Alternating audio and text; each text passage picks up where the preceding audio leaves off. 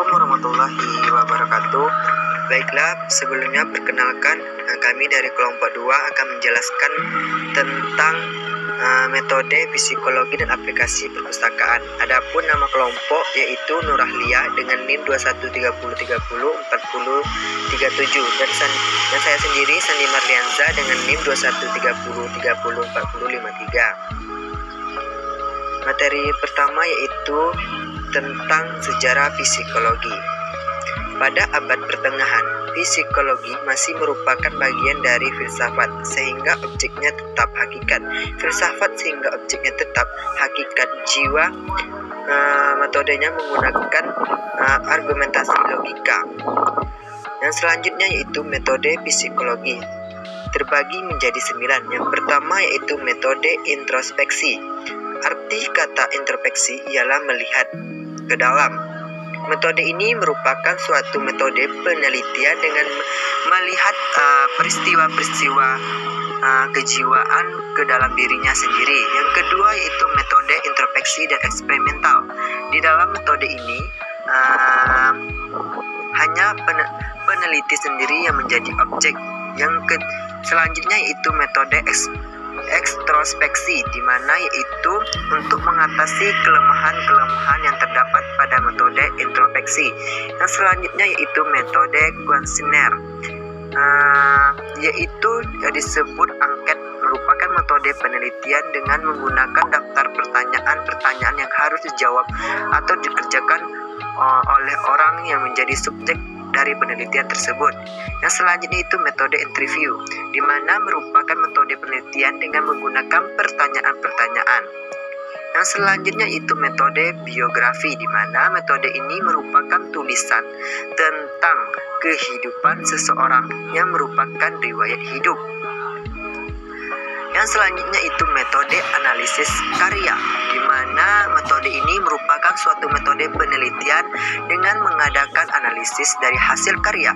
Yang selanjutnya itu metode klinis, yaitu metode ini mula-mula timbul dalam lapangan klinik untuk mempelajari keadaan seseorang yang jiwanya terganggu. Yang terakhir itu metode testing, yaitu metode yang merupakan penelitian yang menggunakan soal-soal, pertanyaan-pertanyaan atau tugas-tugas lain yang telah distandarisasikan. Mungkin hanya itu yang dapat saya sampaikan. Yang selanjutnya materi yang kedua yaitu rekan saya itu Nurahlia. Kepada Nurahlia dipersilakan.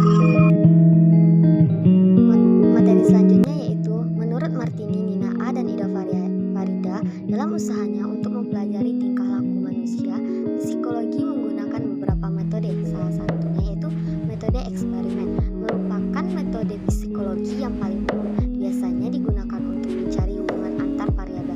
Ciri utama dari metode ini adalah peneliti bisa mengubah-ubah situasi sesuai dengan tujuan penelitiannya. Yang kedua yaitu observasi, merupakan metode pengumpulan informasi tentang tingkah laku manusia yang diteliti secara langsung.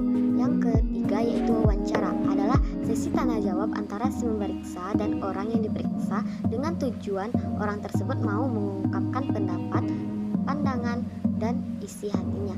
Keempat yaitu kuesioner, pada hakikatnya sama dengan wawancara, namun pertanyaan serta jawabannya itu tertulis. Yang kelima yaitu pemeriksaan psikologi. Pemeriksaan ini menggunakan alat yang disebut dengan psikodiagnostik yang hanya dapat digunakan oleh orang-orang tertentu yang terlatih. Digunakan untuk mengukur hal-hal yang tidak dapat diukur. Metode lain atau melengkapi metode lain seperti tingkat kecerdasan, kepribadian, tingkat kecemasan. Pemeriksaan psikologis ini biasa digunakan di perpustakaan untuk seleksi masuk pegawai perpustakaan. Dan untuk pemateri yang terakhir yaitu aplikasi psikologi yang digunakan dalam perpustakaan. Pustakawan merupakan profesi yang dituntut untuk menghadapi pemustaka yang beraneka ragam, mulai dari keragaman usia, tingkat pendidikan, tingkat ekonomi, dan lain-lainnya. Untuk dapat melayani kebutuhan informasi mereka, penting bagi pustakawan untuk memiliki pengetahuan psikologi. Dalam pengetahuan psikologi tersebut, pustakawan dapat mengenal kepribadian pemustaka, sehingga nantinya dapat memprediksi dan memperkirakan kebutuhan informasi mereka.